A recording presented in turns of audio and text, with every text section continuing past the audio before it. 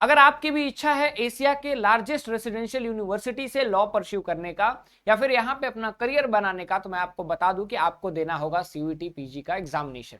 CUET PG के examination में आपको देने होंगे कॉमन क्वेश्चन पेपर 11 कोड जो है उसका एग्जामिनेशन।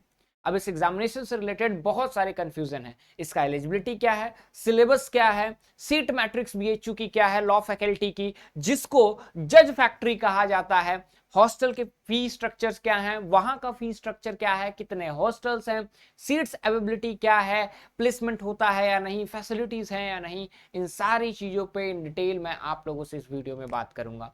नमस्कार, स्वागत है आप सभी लोगों का हमारे इस online learning platform CUET PG शिक्षा पे। उम्मीद करता हूं कि आप बढ़िया होंगे और आप अपनी तैयारी को स्टार्ट कर दिए होंगे। अगर आपने अभी तक अपनी तैयारी को स्टार्ट नहीं किया, then let me tell you कि हम लोग लेकर के आ चुके हैं इंडिया का मोस्ट अफोर्डेबल प्राइस पे आप सभी लोगों के लिए एलएलबी के लिए हौसला बैच, जहां पे आप सभी लोगों को डिटेल में बहुत सारी थ्योरी क्लासेस कराए जाएंगे, प्रैक्टिस सेट, मॉक टेस्ट वगैरह प्रोवाइड किया जाएगा। कोर्स के बारे में मैं डिटेल में आगे आपको बताऊंगा, लेकिन बात करते हैं बीएचयू से एलएलबी की। बीएचयू से अगर आपको एलएलबी करना है तो चलिए बीएचयू के इंफॉर्मेशन बुलेटिन पे लेकर के चलते हैं।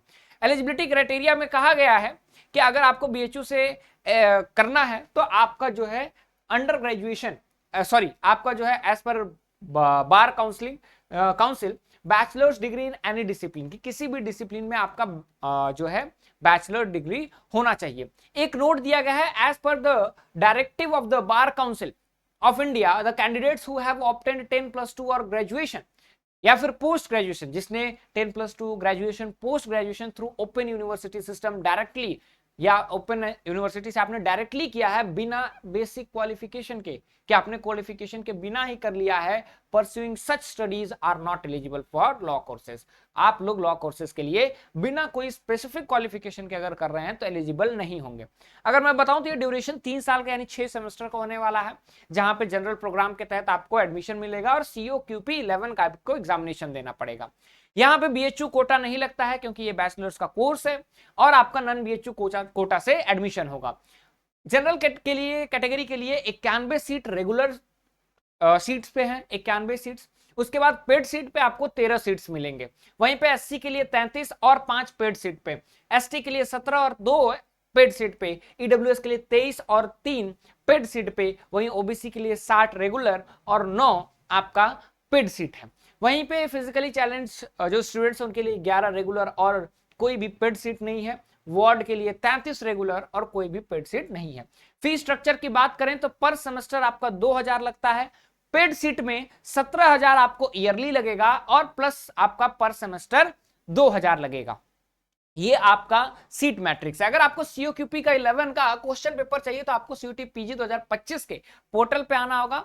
यहां पे आप आकर के सिलेबस वाले पोर्शन में जा सकते हैं और कॉमन सब्जेक्ट में COQP 11 आप यहां सर्च करके जनरल पेपर के सिलेबस को देख सकते हैं। ये रहा आपका सिलेबस, जहां पे आपको इंग्लिश हिंदी में से कोई एक चूज करना रहता है।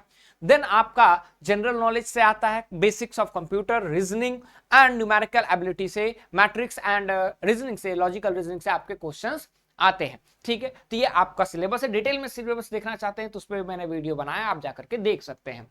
उसके बाद अगर मैं आपसे बात करूं आगे, ठीक है, तो आपका जो सीट है, ठीक है, आपका जो फी स्ट्रक्चर है वो फी स्ट्रक्चर रेगुलर फी में पर सेमेस्टर 2000 है, यानी कि आपको टोटल ईयरली 4000 रुपए देने होंगे। और आप पेड सीट में अगर एडमिशन लेते हैं तो यहां पे 4000 प्लस 17,000 रुपए आपको देने पड़ेंगे।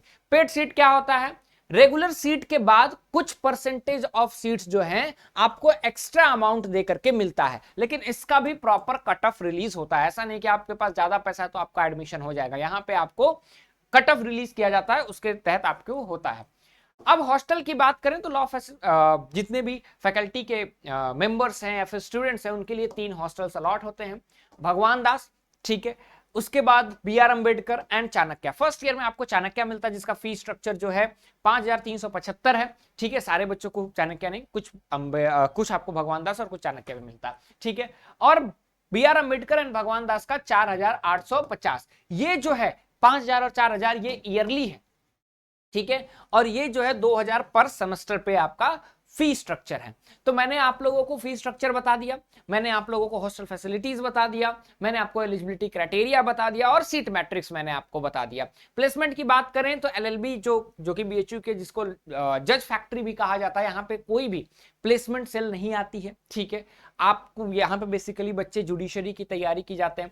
फैसिलिटीज की मैं बात करूं तो बीएचयू में आप सभी लोगों को लाइब्रेरी की फैसिलिटी मिलती है, ठीक है, लाइब्रेरी की फैसिलिटी मिलती है, इंटरनेट वाईफाई आपको जो है वो मिलता है, प्रोवाइड किया जाता है। साथ ही आप लोगों को यहाँ पे हेल्थ फैसिलिटी मिलती है, हेल्थ कार्ड आपको मिलता है, ठीक है। उसके बाद आपको हॉस्टल फैसिलिटी मिलती है, हॉस्टल फैसिलिटी आपको मिलती है और बहुत सारी फैसिलिटीज बीएचयू में आपको प्रोवाइड किया जाता है। आपको स्पोर्ट्स फैसिलिटी वगैरह भी प्रोवाइड की जाती है। अगर आप यहाँ पे अपने आप को लाना चाहते हैं, बीएचयू से लॉ परस्यू करना चाहते हैं, तो आ चुका है हमारा हौसला बैच जिसकी क्लासेस बहुत ही जल्दी स्टार्ट होने वाली हैं।